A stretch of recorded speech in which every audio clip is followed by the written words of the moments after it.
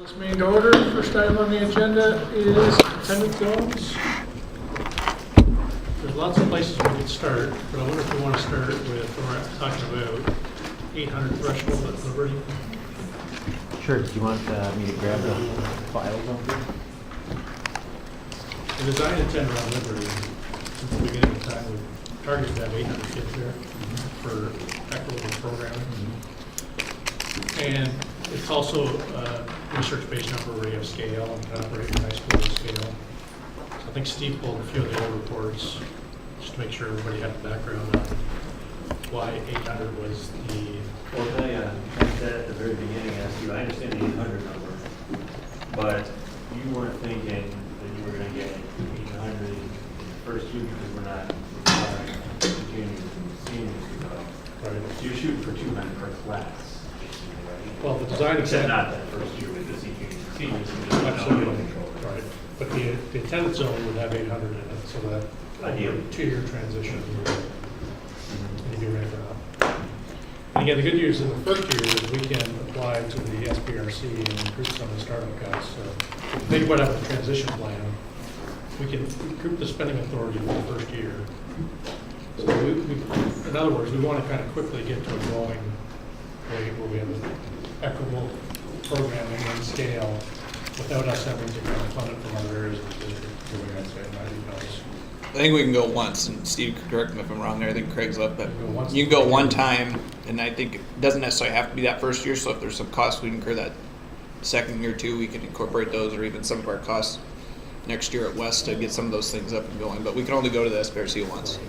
But now the 675 number that we're seeing on the form, or on the chart, that's the number of the high school we're open today. And it's, a year and a half now. If you look at the 7th and 8th graders, who will be the 9th and 10th graders in 2017, there's over 200 kids in North Central. Each one of those years. And that's not counting any growth.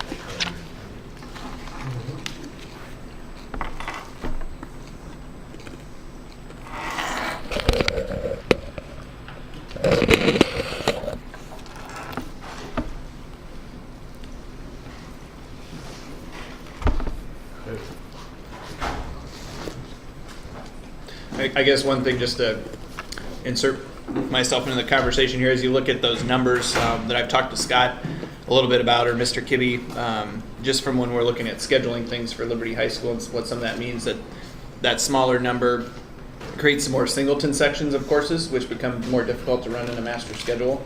They're more at risk of being cut or not being able to be offered. So when we look at that breadth of programming, as you try to provide for either it's year one or year two, as you get into that master scheduling process, if it's not somewhere you can offer the multiple sections of it, sometimes that creates some more tough decisions on what courses you run or what courses you do decide not to run. So just something to kind of think Part about of what too. I'm wondering though is, so when we're talking about this now, are we, and again, because I think if you project forward, it looks to me like there's going to be over 200 kids in the 9th grade and in the 10th grade. Are we talking about the short-term problem of 11th and 12th grade in that first year? And are we trying to beef those numbers up to make that first year work for them? Or are we worried about the 9th and 10th and the following years after that having over 200 kids? Because it seems to me that there's every reason to think that those years will have over 200.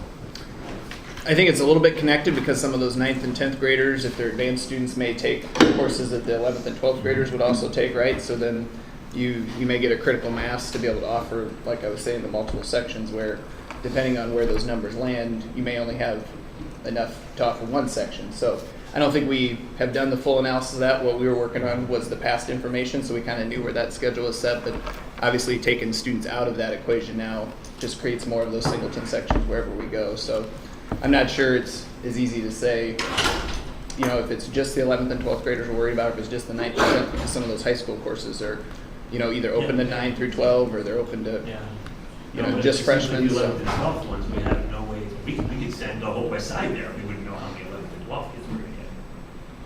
Because if we're given the choice between West and Liberty, we just don't control it. So that seems like a harder problem for us to address than just making sure that at least the attendance area, it looks like it's going to have 200 kids per year. And we don't know, Yeah. and that's part of it. We did try to ask about what we thought, remember, and we had about a quarter of those students that said at that time they thought they may. But again, it was that chicken and egg conversation between, well, maybe that answer changes based on the programming we decide to offer or are not able to offer. What's that? What point do people have to commit with it? We had told them we'd come back to them next fall. When they go through the registration Yeah. process. Be more firm. Once we had that program of studies more complete, that we could feel good about it. But again, we're not necessarily going to have all those answers for them to know. We can give them a better idea. We hope to say, here's a pretty firm idea what we think will be at Liberty year one. I mean, it seems so tricky because it is 1,000 in school in 5 years. And so I don't want it to be too small when it opens, but given all the growth we think is coming, I don't want it to be too big when it opens either, because then it's going to be really big by year 3. It does seem to me that if we add another 200 kids to it in Kirkwood, by year 3, I mean, you're going to be over 1,000 kids. I have a question with the current enrollment of the numbers we have. Doesn't that push that school out of the 4A? Or is it a district thing, or is it school to school? Does Or it- sports? Does it push it above or below? Is that the I question? mean, does it push it out of being a 4A school? It could, and that could happen both during in-season and out-of-season competition. So it can be 2A, 3A, depending on the sport, depending on. Yeah, depending on if where those numbers land or where they do materialize at. I mean, there'd be some questions there about, I mean, right now we've applied and been accepted to the Mississippi Right. Valley Athletic Conference, and, you know, if those numbers don't come in, you know, those 4A schools are probably going to wonder, you know, kind of where we're at with the amount of students we have. Does that hinge on the 11th, 12th graders too, or? Yeah, it's your 9-11 enrollment. So 9th grade through 11th grade is what they look at for your number of kids, for your classifications. So will parents be alerted that there's a possibility that they won't be competing with the City West schools? They'll be competing more Clear Creek type school? So we've kind of refrained from alerting anybody about some of that Okay. now, just because with where you guys are at, you know, I think Okay. we're wanting to make Well, I sure think- before we communicate more information, we No matter know. what the size, they'll still play City West. It just may not be very fair. Well, can they if they're in different conferences? Oh, sure. So I, West Branch played Tipton and bigger schools all the time. When you're a just small asking. school- I don't when you're a know. small school, you I'm not play making whoever any you can. assumptions or There's some anything. open dates in some of the Yeah. seasons, Latasha, you could schedule, yeah. Another thing to think about, and that goes back to Chris's question, is part of that initial dialogue was trying to map out a scenario where you would literally come to peak capacity as you're bringing new capacity on. Meaning we would hit 1,000 right before we had the addition? Yeah. Well, I think we're gonna hit 1,000 a long time before we had the addition. Even Yeah, without. no, that was the ideal, was if you could build it up like that, then, but then the other question that came up from the committee was, to look at where we're at now, where we're significantly over capacity and still able to handle it. So from that standpoint, they had said, well, okay, do we want to build for that, or do we want to build for final attendance area? I would think something in between. The other, oh, can we just look at the 2018-19 numbers? Instead of talking about the numbers of when the school's not going to be filled 9 through 12, it seems to me it's not relevant to talk about those numbers. Because the school isn't going to be filled until 18-19, if I understand it correctly. Because juniors and seniors are not allowed, or not They have that required option the first year. to attend, and so or 19-20, whatever year it is. I think the year at which it's going to be filled, 9 through 12, would be the numbers that are relevant. Yeah, we can run those numbers for you. Or at least in the meantime, to see that looks like there's gonna be at least 200 kids in the classes that are required to go. the other design, the other, And along with that, could you give us projections for the following 5 years? Or however many years, is it 2023 when they get the expansion? The one thing I can't do is I can't run, I can run projections based on who's in school now. Correct. and I that's all we can't can- overlap the DeYoung Richter numbers with these, because we map on that different software. So all I can tell you is, you know, for instance, okay, if this year's 7th and 8th graders are part of a cohort, what do they look like? So if Right. I'm running it like, you know, 5th through 8th grade, what does that look like when it's a high school cohort? I can tell you the kids today, aged up, Right. in the current attendance area, absent the growth projection. Exactly, that's what I'm talking about. But when we look at our North Liberty classes, they're getting bigger and bigger every year. And I'm speaking of grades, not class size. In our schools, they're adding more classrooms because of more students. So I feel like those would be the relevant numbers. The thing to keep in mind is that the plan is for Kirkwood to be a 450 this year.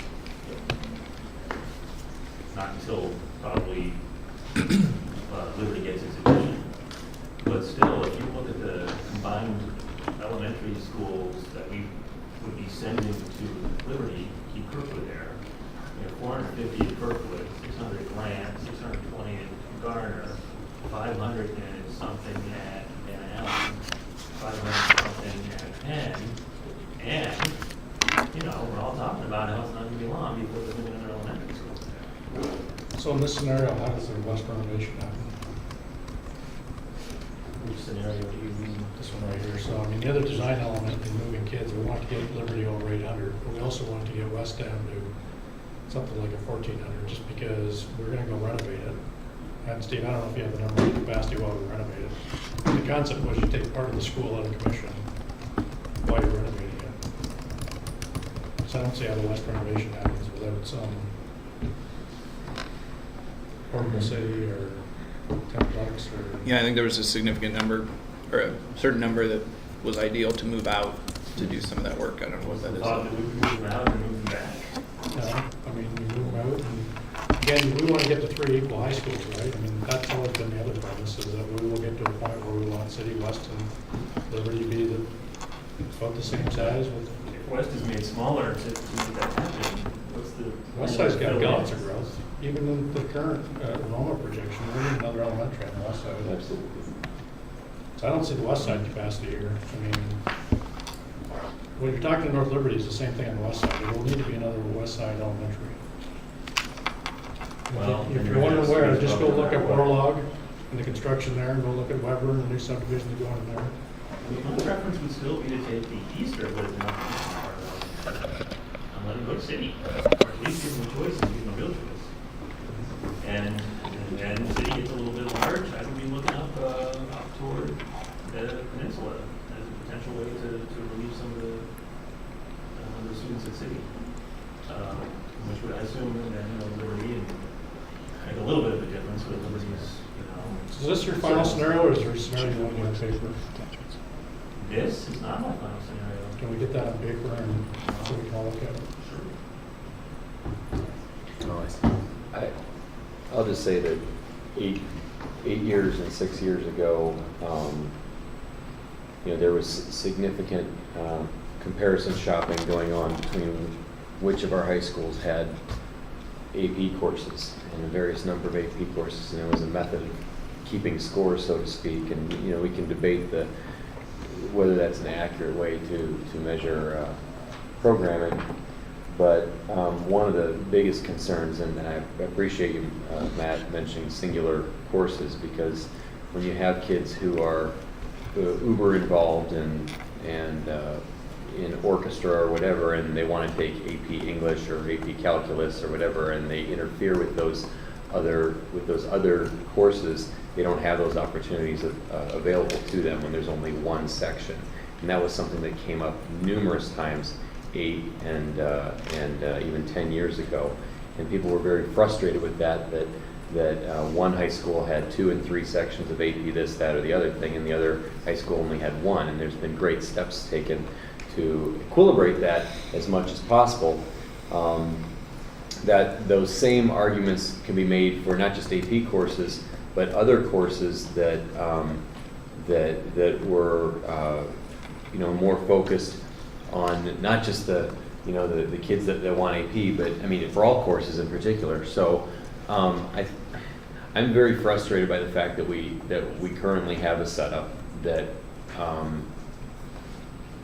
I think would afford a very different opportunity for kids at all of our schools, whether it's you know, as we have right now, whether it's more barriers to learning in the classroom at some schools or less equitable classroom offerings or opportunities at another school. That's very problematic for me right now with what we have.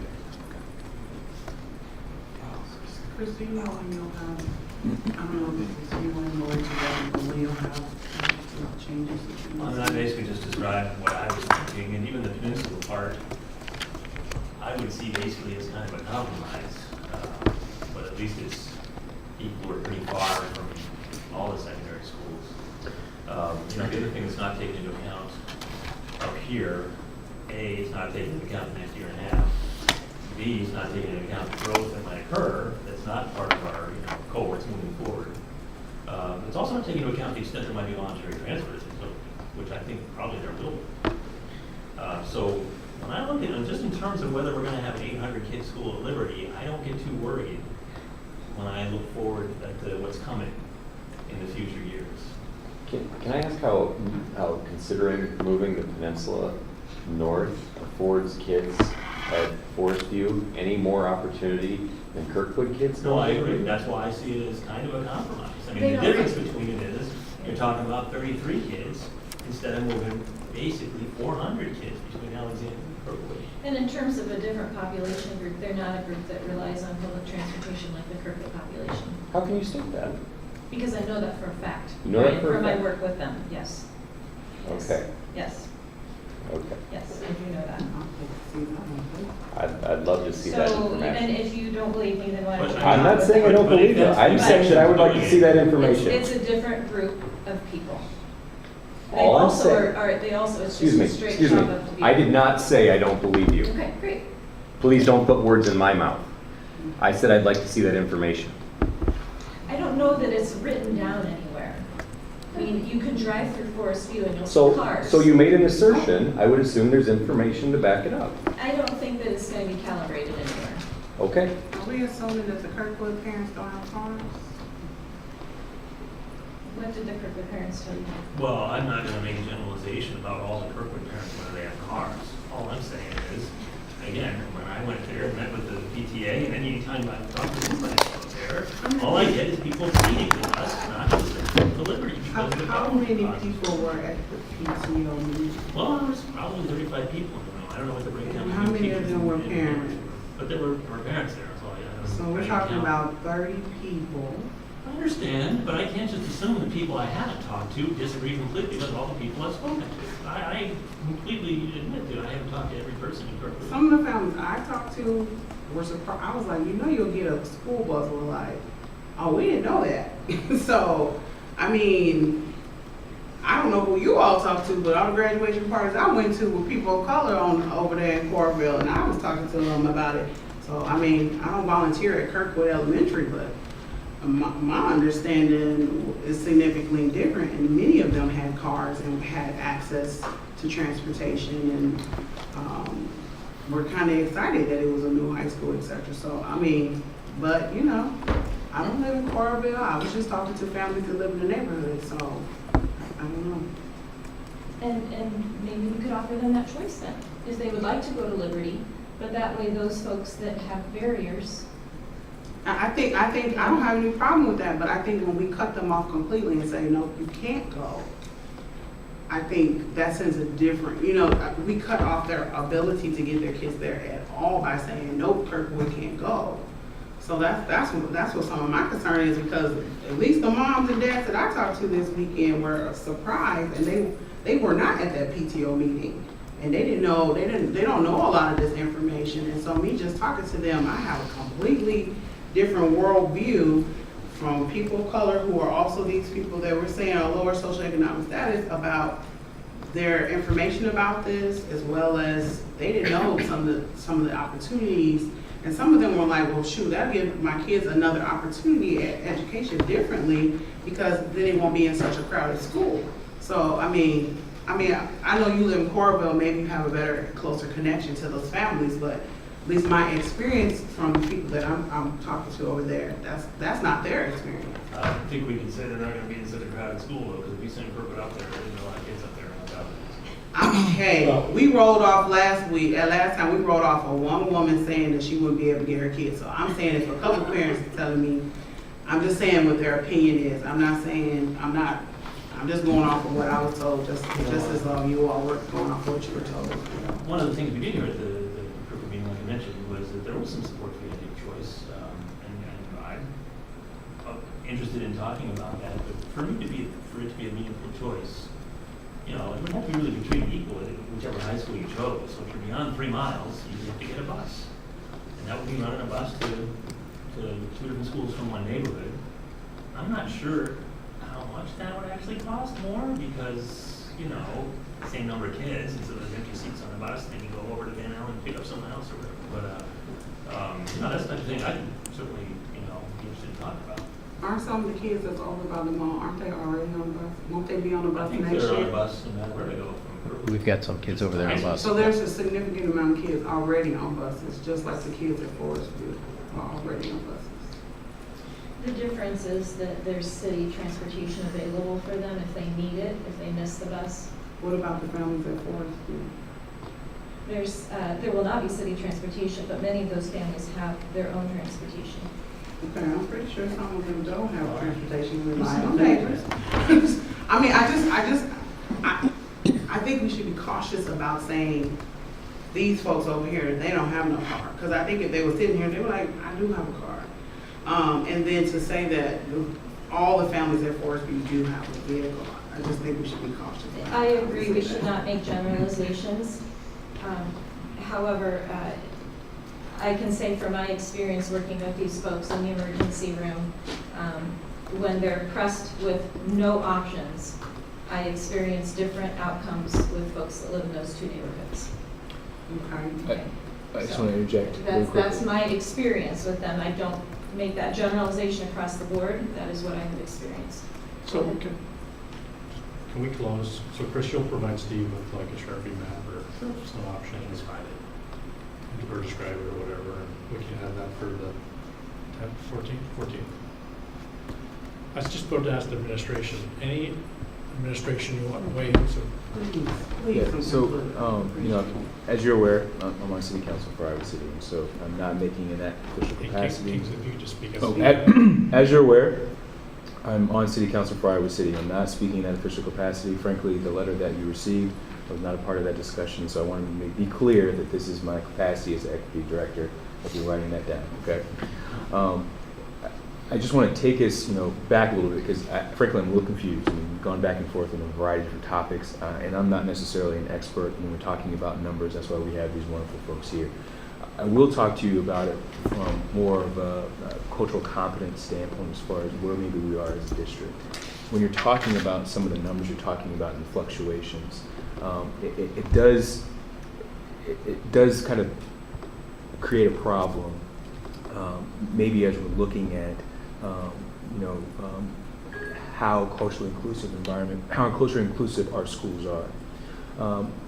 If we are not, if we talk about it from, a culturally inclusive standpoint, which I think there is, substantial lack thereof, but you also talk about, barriers as far as barriers to learning and resources that we can provide. Unless if you're making a decision, again, based on numbers, you have to take it back from the perspective of, what you're sharing, what you're proposing here. There may be a substantial shift of resources. I know you've thrown out the RAM and some other things, but I've yet to see concrete steps of how that substantial resource shift would actually work.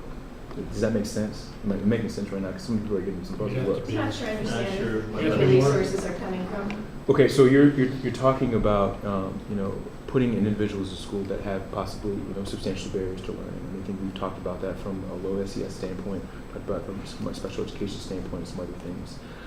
In order to provide equitable education for all those students, there's going to be there needs to be a shift of substantial resources to provide for kids in the particular schools that you are talking about right now. I'm worried that as you're having this conversation, we're not necessarily thinking about the implications of those substantial resources and how they're going to be provided, if that makes sense. And so if you have a school you have a school at 30 to 40% or more, there's some there's frankly some, resources that aren't going to be there for a lot of our students that they will need to be there. And I don't necessarily know if you at the board table have had that level of discussion when you made some of your changes. And so Talking it's, elementary or secondary? I'm talking about secondary. Elementary, we can have a different conversation about, but I'm just talking about the secondary changes that we're talking about from, again, low SES and the FRL standpoint. And so as you're deliberating or as you're having kind of conversations about, numbers and different things, I mean, you have to think about that piece because I'm worried that we're leaving that piece out, and that's going to put, a strain on our system because frankly, I'll be honest with you, we're not set up. We're just now beginning our work on cultural competency. We're just now beginning our work on culturally responsive pedagogy. We're just now beginning our work on culturally inclusive environments. And I think that, as you do this, it's going to put a strain on our system that I don't necessarily know that we're prepared for in my particular perspective.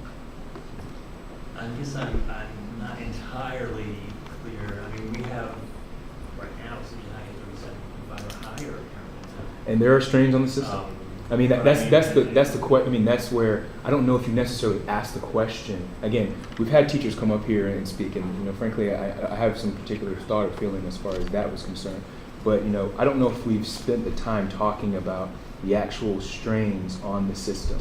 And so as we talk about what's currently going on at City High, we've had some great things going, good things happening from a discipline standpoint. We've also had some serious strains on the system, and frankly, feelings from teachers and students, as you kind of heard as well, that have come out. And so I just want to make sure that you have all the information prepared for you. I think we've talked about transportation a lot. Frankly, a lot of our schools, our students, I'll use elementary for example. Because usually when we're talking about city bus transportation, they need the best access at times. Our SFAs are working around the clock transporting people on a regular basis, and so some of that transportation, I think, we may need to have some of their input, have kind of a deep understanding or deep kind of conversation about the question. I don't necessarily know if we've had that yet. Again, I'm not sure about all the conversations you've had. I'm just listening at the board table, but my biggest comment here is, currently, I don't think our system is set up for what you're proposing, as far as with the high FRL numbers in particular schools, and that to me is just problematic. But I mean, if we remove Kirkwood back into Liberty, the number at City is going to be the same. We're not changing City at all. Right. And you're going to have roughly about 30 in each of those two schools. Yeah, so you are achieving. You are achieving some balance, so to speak. I don't necessarily know if you're achieving equity, and so there's differences between that particular word being used and thrown out at the public level as well. You are achieving balance, but I am afraid that tipping one school higher than another school, I don't think is a game between City or West, but could mean that we need to provide substantial resources to City or West in your scenario, and then a Liberty, and how problematic that can be. I just don't know necessarily that we have the conversation as far as how resources are going to move across the district. Because frankly, we have some strains in the system right now that we're trying to work out from a teacher efficacy standpoint, that we're trying to work out from a cultural competence standpoint, but I just not there yet. Frankly, we're just not there yet. I don't want to take from what you're saying. Good, quick question. So are kids that are paying for, their parents are paying for public transportation for them to towards high, or is the school providing them bus passes? That's an it depends answer. In some cases, we have some funding that we can purchase some bus passes. We've run out in the past. I don't know where we're at this year in terms of access to those, but I do know we've run out in the past. So it could be, once those bus passes go, if the family can't afford it, then they can't get to school no way. Priority to homeless Yeah. situations is really where I we just, try to just a prioritize random that. thought. I was Yeah. just like, well, what Yeah. happens if Yeah. mom doesn't have the money for that bus pass, or for that kid to get to school if they're on public transportation, or get home? Because I'm just out of my own pocket have given kids money, like here's $1 to get on a bus, And I think So that's I'm what worried some of about the teachers that. are doing too. This is what I've been told, when I've asked this question, I've been told that sometimes the teachers or the coach or whoever it is that's right there facing the kid just says, here's $1. Yeah. And your principal, Is there anybody at Kirkwood everybody, who's yeah. not, who's less than 3 miles from West Isle? Is what? Is there anybody at Kirkwood who is less than 3 miles from West Isle? I have to pull up my maps and look. What are you saying, man? I was just adding on what Laura said. So I just heard a statement that City High wouldn't be that much different either way, and you know, I want to be clear that one of the things that the number that sticks out to me is what our demographic data and our low SES data looks like as we look at elementary school children in the catchment areas that feed into each high school. It's not entirely about what, and I've mentioned this before, what the numbers look like on day one for balance, but it's very much about what the numbers for balance in SES, ELL, and special ed look like in year 5, in year 4, in year 6. And you know, what we had before was relatively balanced when it came to elementary school students matriculating up into the high schools, but we now are way out of whack at 42 and 44% for low SES at City and West respectively, and 18.3% at Liberty. That if that's the strain that you're referring to, Kingsley, I can see exactly what you're talking about, because you know that's a widely and getting wider disparity. Well, I mean, Well, I'm talking about. sorry. Well, I'm talking about a strain from access to resources standpoint.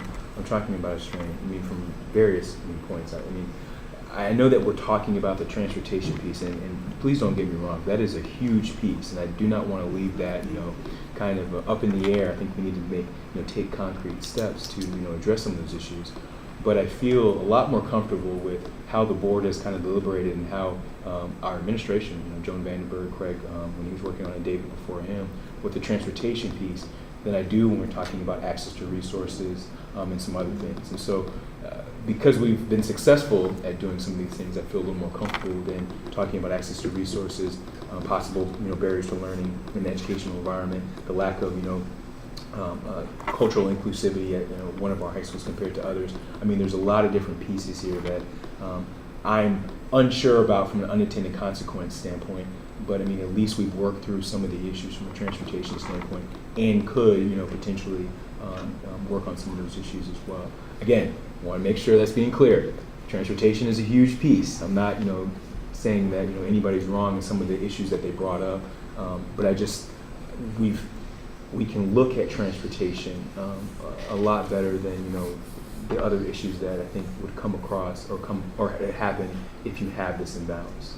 Well, I think the point you're kind of getting to, Kingsley, is that when you want to diversely allocate resources at secondary, what you guys did last time with class sizes at the elementary, that's commendable work. That's the type of thing you can do to reallocate resources in that system, right? But for secondary, if we don't have 3 high schools that look very similar, if you're going to reallocate resources or diversely allocate resources to schools that have differing levels of need, then that's probably coming at the expense of programming on some level. I mean, that's what we talk about secondary-wise is programming, not necessarily just class sizes, those diversity and those offerings, almost somewhat what we were talking about at the beginning. So I think that's just the thing to consider is if that's a goal of the board or if that's where you want to eventually go, is if you're going to have schools that look different and you're going to say that we're going to diversely allocate those resources to the school that have higher levels of need, then the trade-off to that is then, programming opportunities at those other schools. I'm not sure we can do it all, and I think that's somewhat of what you're saying is, how do we have that more robust conversation to say then, is that really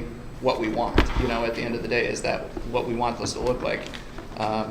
If those 3 large high schools aren't going to look the same. Well, I guess one thing I hear, and again, when I said City High's not going to be any different, I just meant literally moving kids from West to Liberty doesn't change anything about what we're seeing up there on City High. But I hear the arguments that people are saying, well, when you look down the lower grades, look what's coming, look what's coming. I think there's some truth to it. I think it's sometimes overstated because we always see higher numbers in the lower grades than the upper grades. But to the extent that it's true, then you're not going to get the balance even if we move Kirkwood. And then, who's next? What are we going to do when Liberty grows, North Liberty grows, and the number is still lower and people are unhappy with it? Who are we going to move? Are we going to send Wood or Twain to Liberty? Are we going to send Portable Central to Liberty? Who are we going to move out of Liberty then? When it's growing so fast, it's Well, again, this is lower we need to take our multi-pronged approach, right, where we're into affordable housing. You know, we've made an investment on the southeast side that we've never made before. 2 new schools in 2 years versus none in 45 years. But the logic for moving Kirkwood to Liberty and moving Alexander to West is going to apply just as much in the future to moving some other group up to Liberty. Why would we make a distinction and not do it at that Good. point? Again, I think if you have the schools Chasing close, that number forever. if the schools are closer together, then you're talking minor adjustments versus having to look at You're going to have those. to reach further and further out from Liberty to find the kids you need to Depending on- make that number equal. Depending on how they grow. And at some point, you're going to have to move people out of Liberty and make room for them. Again, it depends on if things like affordable housing, diversified neighborhoods and all that. Because that's the concern I was Right, saying. but if that's going to happen, then some of these dire predictions about how it's going to get worse and worse aren't as true as they sound. Well, again, if we put a dynamic in place, and this is what I was just saying, right? If you put a dynamic in place where clearly Liberty is the place to be, and that's where the housing is going to grow, and that's where real estate agents are going to tell people. Okay, Then we've got it's- elementary boundaries with a 2% FRL at Wickham and a 6% FRL at Grant. Mhm. And a new school on the east side that's 40-something FRL. But I'm not hearing the uproar about the 70% variation in FRLs among our elementary schools. Oh, The well, boundaries we just went No, through. there's uproar. yeah. Boundaries we just went through at least improve the situation. This is just a Why start with second tool. All I grade? can say is this is a tool. This is not going to solve hundreds of years of racialized discriminatory practices with housing. It's not. This is just one piece toward a multifaceted approach we have to do because we are as decision makers, now we're sitting at the table of history and it's going to echo into the future about how it is that we either kept up with de facto segregation or that we were against it. And so in some cases, we're creating that in our situation. Nobody wants to put it out there, I'll just put it out there, but I'm really concerned because as much as I have faith in my community members, when it comes down people and their kids, they're gonna make the best choice for their child. They're not going, oh, I should stay over here in this neighborhood because, I mean, there are people who are like, oh, this is a more diverse neighborhood and I wanna be that. But we already had a gentleman come tonight, was like, whoa, y'all sending a whole bunch of Latino kids to my school. No. You know, I mean, that's what his comment was. So if it's one of him in this community, and he seemed like a pretty educated guy, trust me, there are more. And so we're going to have a situation where we're going to create white flag. What we have right now, we've already created it, a school with 82% white students. The number one thing on our thought exchange was people liked that our schools were diverse. This is not us listening to our constituents if we keep this number because they have said we want our schools to be diverse because we know that diversity makes you smarter. And if we're going back to our strategic plan about saying we want to increase student achievement, then diversity makes us smarter. What we're doing is purposely disadvantaging 1,500 kids. It just, that concerns me. I mean, if I was a white parent, I would be like, are you guys serious? I want my kids to have other experiences besides just this one because it helps them as they continue to grow and as we create global leaders. So, I mean, we have to think about that too. I mean, maybe we don't want to say race because it's uncomfortable for it to come out of our mouth, but there's a huge diversity problem there. If I was a kid of color, if moving into this community, if I saw that high school had very few blacks, I don't want my kids to go there because there is something about, if you haven't been the only black family in a school that is mostly white, you have no idea. And I'm not saying people are doing things on purpose, but you are in a situation where your self-esteem and so many things affect you when you are the only one. And these numbers are so low. They don't even have capacity. These kids won't stand a chance. So I'm gonna fight for these few little kids who are over there that don't even have much capacity to even feel like that they're gonna be really connected to that. I don't wanna be a part of that legacy of continuing that in our district. I mean, it's not an easy decision, I get that, but we do need to provide space and opportunity for families. They really were not informed about some of this decision. It's not just Kirkwood. I want to stand on the right side of history with the decisions that we made as a district and uphold what our community has asked us is to keep our schools diverse. And that's not keeping our schools diverse. So I'm appreciative of the things that, whoever's going to submit more things about how we change that. But I'm very uncomfortable with that. I don't want to live in a community that, I have fought hard as possible to work on disproportionality, and we're creating disproportionality, we're creating racist policy sitting at this board table in 2016. I mean, I don't know how else to get around that. I mean, we have to do the best we can. I'm just saying this is a vehicle. It's not everything, because we have a climate survey that says, it don't matter if you go to City High or West High, we got problems with climate when it comes down to racial discrimination, et cetera, and our kids are concerned and their parents too. So we have to work that the same way we work in this vehicle. So I mean, we just gotta, I mean, I don't know the exact answer, but I know this is not the answer. So I can just follow up, I don't disagree with a lot of what you're saying, and I don't have the moral certainty that so many people seem to have about this issue. I wish I did. Because I see there's a lot of value in all the things on this side of the scale, but I'm just very apprehensive about going to 400, kids every year and telling them for 6 years that we're going to put this burden on them, from Kirkwood all the way to Liberty and from Alexander all the way to the Northwest and West, and that weighs heavily on me on the other side of the scale. I'll just I guess we're just. We're at the, I'm just gonna process-wise, we're at the 10-minute warning. Okay, there's something I wanted to point out that's puzzled me all along. One of you just made a statement about the 2 new schools on the east side of town, and that's an effort to have some development there. So this dynamic that you're talking about of people not wanting to go to the higher FRL schools, why on earth do we have high FRL schools in these developments? We're opening New Hoover at 47%. Why are we expecting that anybody's going to want to move there and build a house if that's our approach? I just don't hear us talking about it, so I'm curious. Well, I think the east side and the south side is very attractive based on what the city's doing. You look at Sand Lake, you look at the east side of Iowa City. Well, what I've heard people saying is that people aren't going to want to go to the school because it's high, they're not going to want to go to City or West because it's high FRL. So why aren't we applying that same approach to the elementary schools that are in the new neighborhoods? And Alexander's now going to be our highest FRL school in the entire district. Yep, we had just went through boundaries, everybody had a chance to provide input and other solutions. There are some geographic challenges that are difficult to overcome. And I think there are other things that could be done, though. I mean, New Hoover opening at 47% seems to me like if I were somebody concerned about development in Iowa City, I'm not saying not concerned about that, but that's not my primary concern as a school board member. But if that were my primary concern, I would be saying, I'm really concerned about the school in this neighborhood opening up at 47% and the school over in North Liberty opening up at 6%. here's what Because people want a new house. here's what I do know. That number's not accurate anymore, because once we took Saddlebrook and Bon Air and all of them and put them back in Greenwood, it's not at 40-something% anymore.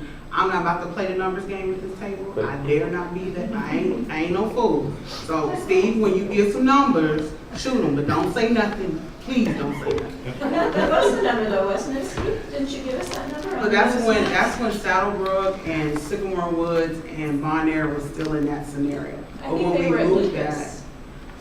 No, they're the newest maps that he gave us this last week. well, So, I'll wait to get a confirmed So, number. Just to One- close on this, all I'm saying is there's a better chance of development now we put 2 new schools in there. I mean, versus not having any new schools. I guess I don't think Kingsley and I were advocating necessarily for one thing or another. I think we were trying to talk about if the solution to having schools differently is going to be a diverse or a different allocation of resources, then that the result of that or the options for that at secondary look different than what you talked about with elementary solutions. That's the point I was trying to make, that if you're going to have schools that look different and the solution to that is to say we're going to allocate resources differently to those schools, there's probably just some value in what does that mean then, and what does that look like. So I think that's the point I'm making, Lori.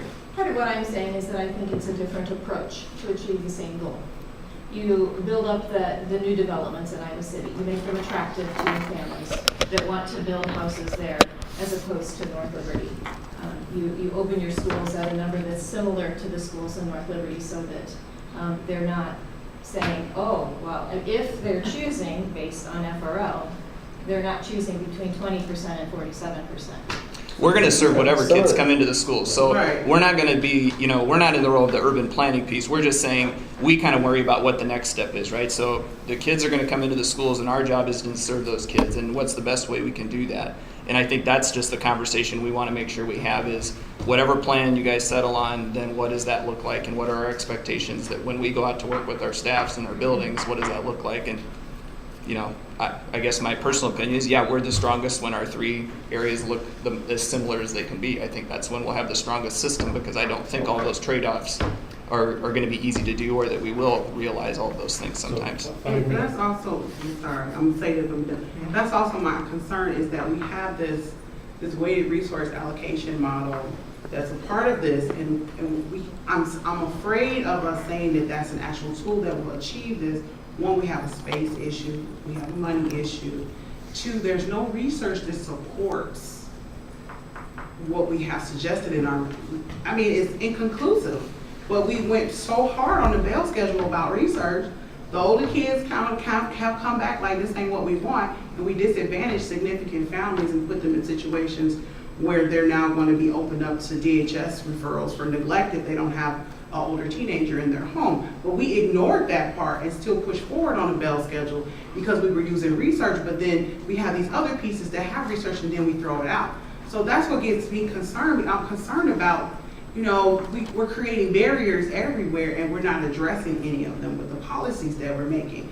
And so, back to a quote that was said from Oracle is that when we create a mess, what broom and dustpan do we have to sweep and clean it up? Because we can throw out all these nice things, but if we're not going to be living in these situations, or we have never lived in these situations, then you are not acutely aware of the coping skills or the lack of coping skills that families will have to deal with.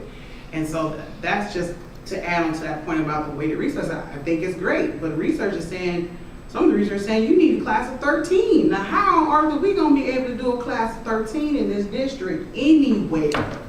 Anywhere, nowhere. So, I think that's great, but we keep saying we want to go back to our strategic plan, our weighted resource allocation, and we're really honest, it does not line up with that plan. There's no research to support that, so we either going to be research or we're going all about sentiment and our feelings. I would like us to do both because it's warm and fuzzy, but I'm still thinking about outcomes for all of our children in this district. Steve, is there anything you want to get in there as we wrap up? I guess maybe I'd just echo some of the comments you said about the weighted resource allocation model, only because I'm right in the throes of it right now. So we've had elementary administrators in the last couple days. Amy and I have been meeting with them. I'm using the term donors and receivers. It's better than winners and losers, but that's the term they used after I used donors and receivers. But we're playing a zero-sum game, and we can do it at the elementary level. And one of the things that we know from a research base is that kids that have adverse childhood experiences do better in smaller classrooms, regardless of the size, as long as the classroom is smaller, because there are fewer children in there with those ACEs connected to them. So we know that that's going to have a positive impact. But we're running into enormous problems with space because we already have 40 classrooms that are out in portables right now. So reducing class size causes a challenge for us.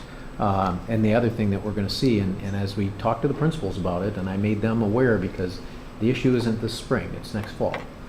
Because as we go through that process of reallocating those resources, we are going to have parents that are going to come back in with an expectation of what their kindergarten class looks like, and it's going to look a little different than it has in the past. And it's not a right or a wrong issue. We've talked about it in terms of fair and equal. And we recognize that there's a difference between those two, and that's okay, and that's part of that conversation we're going to have at P&G on the 7th. And we know that that's the right thing to do for kids.